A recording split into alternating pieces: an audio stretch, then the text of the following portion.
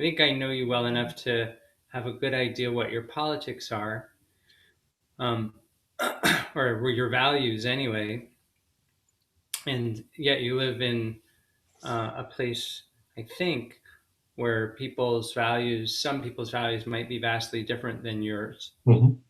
And so, one was I'm wondering about that as a Zen practitioner and how you navigate that. And an associated question is this: is um, that looks like there's a good possibility that Joe Biden is going to win the election, and even if it's a squeak. And for 4 years, people like me, let's say, our relationship to people who support the current president has been a lot of times a lot of anger.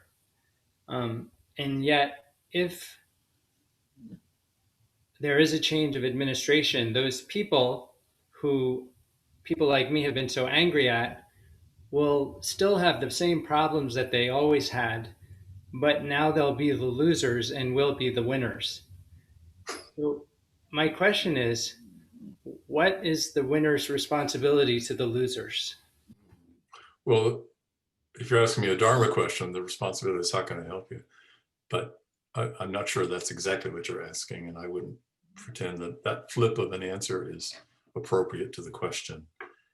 To answer your first question, um, I live in a town of 5,000 people in the mountains of southern Arizona that is like little Berkeley. It was an old mining town. It is an old mining town. The mines collapsed completely, not physically, but just the industry went under in the early 1970s, and hippies moved in because the houses were dirt cheap. And all the hippies are my age now. And so I live in a bubble of people over 60 years old who are about as uh, far to the left as you can imagine. So the Zen Center here is, we have about, on Sunday morning practice, we have about 20 people or so who come to Sunday morning practice. And they're dear people. It's just a bunch of old radicals, basically. So I feel pretty at home that way. But certainly outside this little bubble, it's not that way. We had special election night meditation practice last night. People came for that, and I asked people not to talk about the election, and we just sat and spent time with our lovely selves. But today people were contacting me in distress. I didn't say it this bluntly to anybody, but basically my message to them is, what, did you expect the world to cooperate with you? You know, the world's not going to cooperate with you. Some of us are old enough to know that. Maybe if you're young, you don't know that yet, but the world is not going to cooperate with you. It's just not. As practicing people, we should know better. As practicing people, our job is, and this gets to Colin's question, as practicing people, our job is to cooperate with the world, just as it is. Another way of saying that is to love the world, just as it is. Not so easy. I passed a banner flag in Nevada when I was in Nevada a couple of weeks ago. Big Trump flag waving in the wind in front of somebody's house. It was a stiff wind, so I could read the entire flag. It said, Trump, I'll go this way, Trump 2020, stop the bullshit. It was like an official campaign flag. And I thought, oh, make America ironic again. You know, I mean, that was my response. But there are people who actually, that's their view. How do we love that view?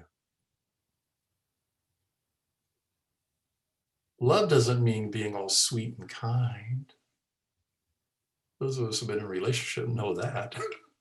Love means giving to each moment what is required by the moment, giving to each being what is required by that being.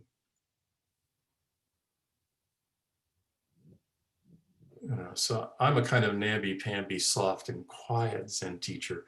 But what I've heard about, Ken knew Zen Master Sung San pretty well, I think. I never had this experience because I was pretty far removed from him.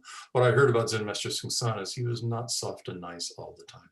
He was very funny and charismatic, but not always easy to be around.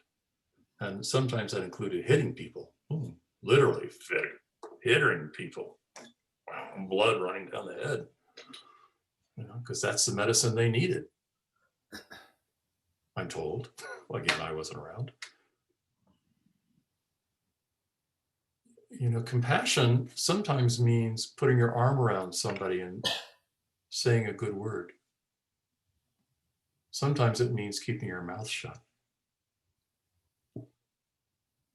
Sometimes compassion means saying no. That's easy for men, often hard for women. Sometimes it means saying yes, which is sometimes hard for men and easy for women, too easy for women. And we have to see what the moment requires.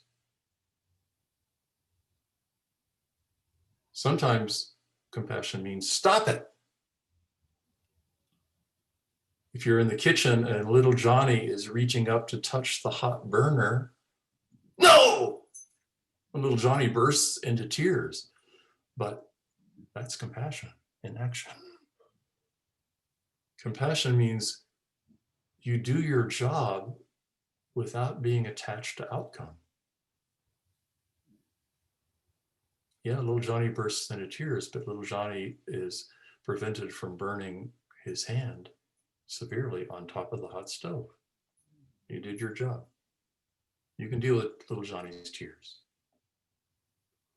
In the political sphere, I'm not, I don't pretend to be smart enough to understand how a potential Biden presidency should relate to the people who went before or to whatever political sphere they inherit.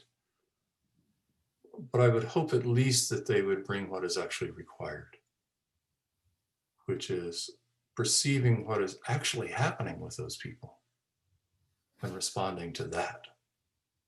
If we don't see what's actually happening, then for any of us, we cannot give what is required.